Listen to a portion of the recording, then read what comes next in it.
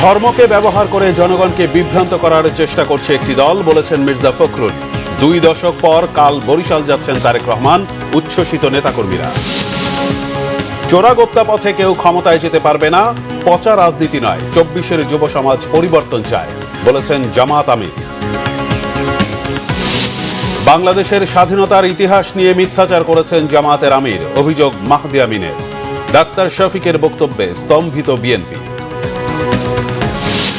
সব বাহিনী সমন্বিতভাবে কাজ করলে সুন্দর নির্বাচন উপহার দেয়া যাবে, বলেছেন সেনাপ্রধান। নির্বাচনে আইন শৃঙ্খলা বাহিনীর কেউ রাজনৈতিক দলের পক্ষ নিলে ছাড় নয়, হুঁশিয়ারি স্বরাষ্ট্র উপদেষ্টার। দেখছিলেন ক্রাউন সিমেন্ট সংবাদ শিরোনাম, এবার বিস্তারিত। এবারের নির্বাচন অনেক কষ্টের অর্জন বলে মন্তব্য করেছেন বিএনপি মহাসচিব মির্জা ফখরুল ইসলাম আলমগীর। দুপুরে ঠাকুরগাঁওয়ে পৌর কমিউনিটি সেন্টারে নির্বাচনী জনসভায় তিনি একথা বলেন। ফখরুল ইসলাম আলমগীর বলেন, ভোট একটা আমানত, তাই আমানতের খেয়ানত করা যাবে না। কারো দ্বারা প্রভাবিত হয়ে নয়, বরং নিজের বিবেচনা মতো ভোট দেওয়ার আহ্বান জানান তিনি। একটি দল ধর্মকে ব্যবহার করে ভোট চাচ্ছে, এতে ভোটারদের বিভ্রান্ত না হওয়ার পরামর্শ এবং সরকার গঠন করতে সবার কাছে ভোট চান বিএনপি মহাসচিব। ভোটটা দেবেন নিজের বিবেচনায়, সঠিকভাবে ভোট কারণ বিভিন্ন ভোটের সময় মানুষ বিভিন্ন ভাবে মানুষের বিভ্রান্ত করে। ভোট আমরা দিই, এই ভোটকে কিন্তু বলা হয় পবিত্র আমানত, আমরা বলি আমানত। এটাকে আমাদের ধর্মের ভাষায় বলে এটাকে খেয়ানত করা উচিত না, অর্থাৎ এটা নষ্ট করা উচিত।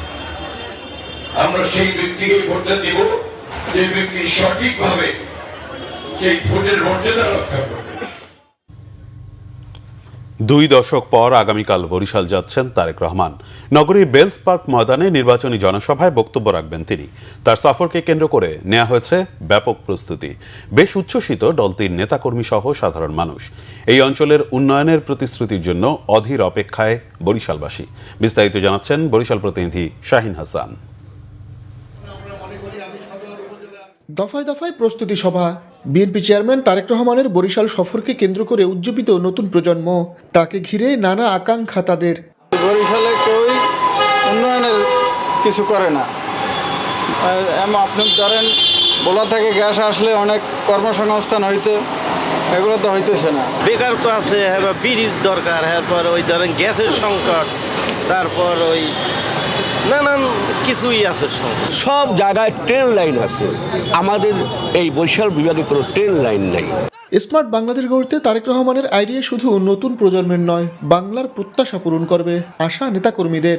তিনি বরিশালবাসীর যে প্রাণের যে দাবিগুলো আছে, বরিশালের বিভিন্ন সংকট আছে, সেই সংকটগুলো তিনি নিরসনের প্রতিশ্রুতি দেবেন। ম্যাডাম খালেদা জিয়ারই প্রতিশ্রুতি যে বরিশালে সে ইপিজেট করবে।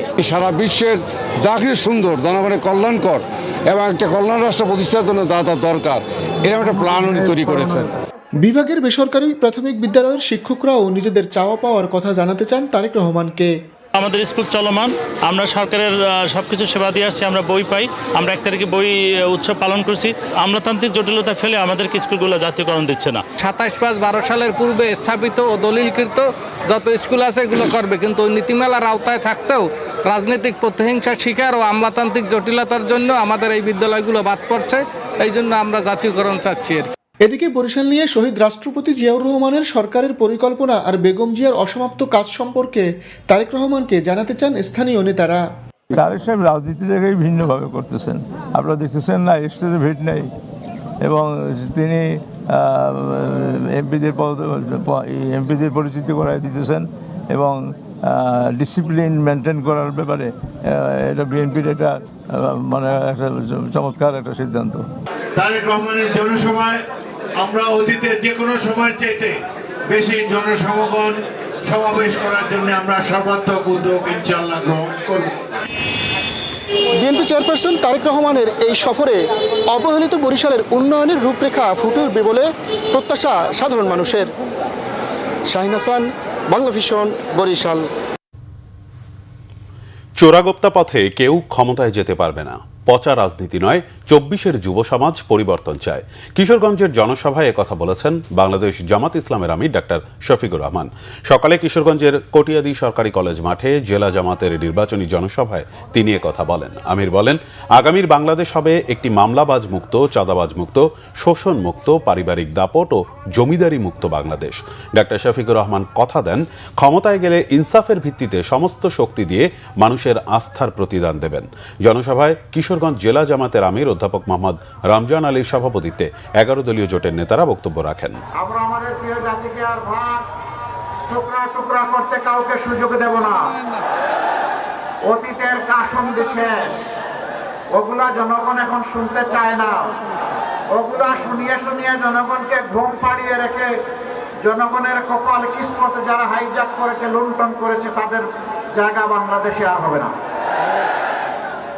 24-এর যুব সমাজ অতীতের পচা রাজনীতি অনুশীলন করার জন্য তারা বুক চিতিয়ে লড়াই করে নাই, তারা পরিবর্তন চেয়েছে। 13 তারিখ থেকে বাংলাদেশে সেই পরিবর্তনের সূচনা হবে ইনশাআল্লাহ। বিএনপির নির্বাচন পরিচালনা কমিটির মুখপাত্র দলের চেয়ারম্যানের উপদেষ্টা মাহদি আমিন বলেছেন, বাংলাদেশের স্বাধীনতার ইতিহাস নিয়ে মিথ্যাচার করছেন জামাত ইসলামের আমির ডাক্তার শফিকুর রহমান। রাজধানীর গুলশানে বিএনপির নির্বাচন পরিচালনা কমিটির সংবাদ সম্মেলনে তিনি আরও বলেন, জামাতের আমিরের বক্তব্যে স্তম্ভিত বিএনপি। সবাই জানি যে শহীদ প্রেসিডেন্ট জিয়াউর রহমান বাংলাদেশের স্বাধীনতার ঘোষক ছিলেন। সবার আগে তিনি উই রিপোর্ট বলেছিলেন অন্যান্য সেনানীদেরকে সাথে নিয়ে। সুতরাং ইতিহাসে যেটি অনিবার্য সত্য সেটিকে সবার ধারণ করা উচিত। বিশেষভাবে যে রাজনৈতিক দল মহান স্বাধীনতা যুদ্ধের ভিন্ন অবস্থান ছিল, বাংলাদেশের স্বাধীনতার বিপক্ষে অবস্থান নিয়েছিল, এবং যে দলের অনেক শহীদের রক্ত এবং আমাদের মা বোনদের সম্ভ্রমহানির সাথে জড়িত ছিলেন, সেই দলের যিনি নেতা, তিনি যদি নিজেই ইতিহাস বিকৃতিতে কোনো বয়ান তৈরি করতে চান, দেশের মানুষ তাতে স্বাভাবিকভাবে স্তব্ধ। আমরা মর্মাহত। সব বাহিনী সমন্বিতভাবে কাজ করলে একটি সুন্দর ও শান্তিপূর্ণ নির্বাচন উপহার দেওয়া যাবে বলেছেন সেনাবাহিনী প্রধান জেনারেল ওয়াকারুজ্জামান। আসন্ন ত্রয়োদশ জাতীয় সংসদ নির্বাচন ও গণভোট উপলক্ষে গাজীপুরে মতবিনিময় সভায় তিনি কথা বলেন। বাংলাদেশ ধান গবেষণা ইনস্টিটিউটের সম্মেলন কক্ষে ঊর্ধ্বতন পর্যায়ের সামরিক কর্মকর্তা, গাজীপুর, নরসিংদী ও নারায়ণগঞ্জ জেলার বিভিন্ন আইন শৃঙ্খলা রক্ষাকারী বাহিনী ও অসামরিক প্রশাসনের কর্মকর্তাদের সাথে মতবিনিময়ে উপস্থিত ছিলেন বিমান ও নৌপ্রধান। পেশাদারিত্ব, নিরপেক্ষতা, শৃঙ্খলা, ধৈর্য ও নাগরিক বান্ধব আচরণের মাধ্যমে দায়িত্ব পালনের উপর বিশেষ গুরুত্ব আরোপ করেন 3 বাহিনীর প্রধান। নির্বাচনকে অবাধ, সুষ্ঠু, নিরপেক্ষ, শান্তিপূর্ণ ও উৎসব মুখর করতে দেশ জুড়ে নিরাপত্তা ব্যবস্থা জোরদার করা হয়েছে বলে দাবি করেছেন স্বরাষ্ট্র উপদেষ্টা মোহাম্মদ জাহাঙ্গীর আলম চৌধুরী। নির্বাচনকে কেন্দ্র করে সহিংসতার ঘটনা ঘটলেও অতীতের তুলনায় এবারের নির্বাচন সুষ্ঠু হবে বলেও জানান তিনি। সকালে কোস্টগার্ড সদর দপ্তরে 4 ক্যাটাগরিতে বাহিনীর 40 সদস্যকে পদক প্রদান অনুষ্ঠানে যোগ দিয়ে তিনি জানান, অস্ত্র উদ্ধার কার্যক্রম চলমান আছে।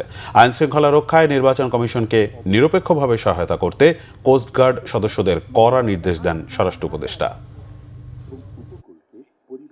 একটি অবাধ, সুষ্ঠু, শান্তিপূর্ণ এবং নিরপেক্ষ এবং উৎসবমুখর নির্বাচন অনুষ্ঠানের লক্ষ্যে বাংলাদেশ কোস্টগার্ড প্রায় 3,585 জন সদস্য সহ প্রায় 9 লক্ষ আইন শৃঙ্খলা বাহিনীর সদস্য নিয়োজিত করা হয়েছে।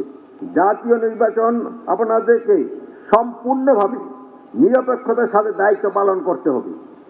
ব্যক্তি, দল কিংবা রাজনৈতিক কোনো এজেন্ডা বাস্তবায়নে কেউ জড়িত হবেন না। র্যাবের নতুন নাম স্পেশাল ইন্টারভেনশন ফোর্স করা হয়েছে। প্রধান উপদেষ্টা অনুমোদন দিয়েছেন। সচিবালয়ে আইন শৃঙ্খলা সংক্রান্ত কোর কমিটির সভা শেষে সাংবাদিকদের ব্রিফিংয়ে স্বরাষ্ট্র উপদেষ্টা অবসরপ্রাপ্ত লেফটেন্যান্ট জেনারেল জাহাঙ্গীর আলম চৌধুরী এ তথ্য জানান। স্বরাষ্ট্র উপদেষ্টা জানান, শিগগিরই এ সংক্রান্ত আদেশ জারি করা হবে। র্যাবের পোশাক ও কার্যক্রম শুরু হবে নতুন করে। র্যাব সংস্কারে লেফটেন্যান্ট জেনারেল আব্দুল হাফিজের নেতৃত্বে কমিটি এ সুপারিশ করে।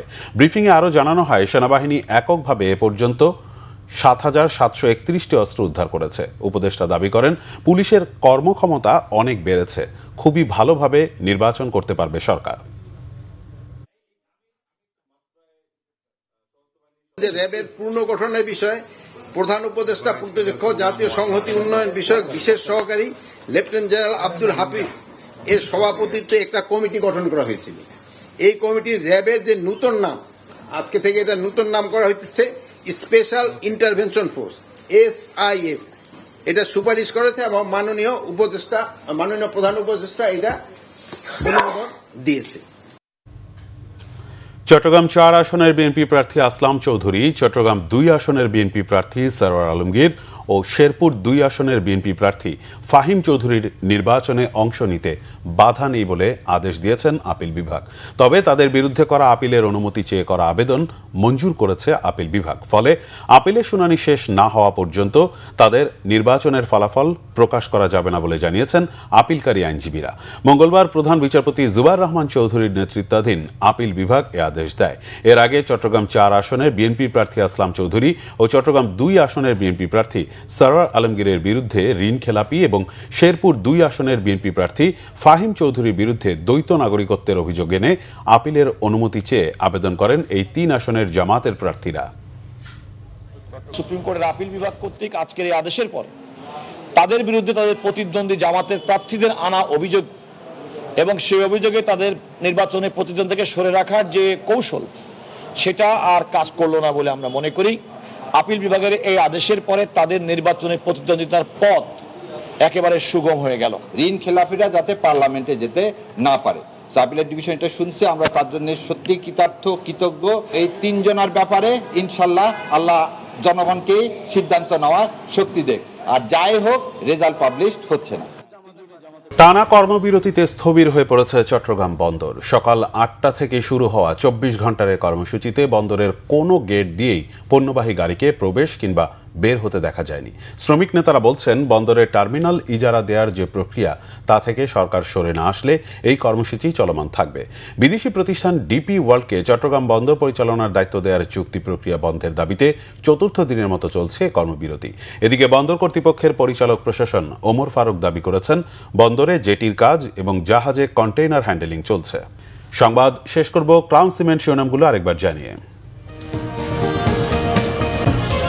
ধর্মকে ব্যবহার করে জনগণকে বিভ্রান্ত করার চেষ্টা করছে একটি দল, বলেছেন মির্জা ফখরুল। 2 দশক পর কাল বরিশাল যাচ্ছেন তারেক রহমান, উচ্ছ্বসিত নেতাকর্মীরা। চোরাগোপ্তা পথে কেউ ক্ষমতায় যেতে পারবে না, পচা রাজনীতি নয়, 24-এর যুব সমাজ পরিবর্তন চায়, বলেছেন জামাত আমির। বাংলাদেশের স্বাধীনতার ইতিহাস নিয়ে মিথ্যাচার করেছেন জামাতের আমির, অভিযোগ মাহদি আমিনের। ডাক্তার শফিকের বক্তব্যে স্তম্ভিত বিএনপি। সব বাহিনী সমন্বিতভাবে কাজ করলে সুন্দর নির্বাচন উপহার দেওয়া যাবে, বলেছেন সেনাপ্রধান। নির্বাচনে আইন শৃঙ্খলা বাহিনীর কেউ রাজনৈতিক দলের পক্ষ নিলে ছাড় নয়, হুঁশিয়ারি স্বরাষ্ট্র উপদেষ্টা। এই ছিল এখনকার মতো। পরের সংবাদ বিকেল 4টায়, এর আগে 3টে রয়েছে নিউজ টপ 10 দেখার আমন্ত্রণ রইল। এছাড়া বাংলাভিশন সংবাদ ও সংবাদ সংশ্লিষ্ট অনুষ্ঠান দেখতে ভিজিট করুন www.bvnews24.com ও facebook.com/banglavishnnews এবং সাবস্ক্রাইব করুন youtube.com/banglavishnnews। ধন্যবাদ।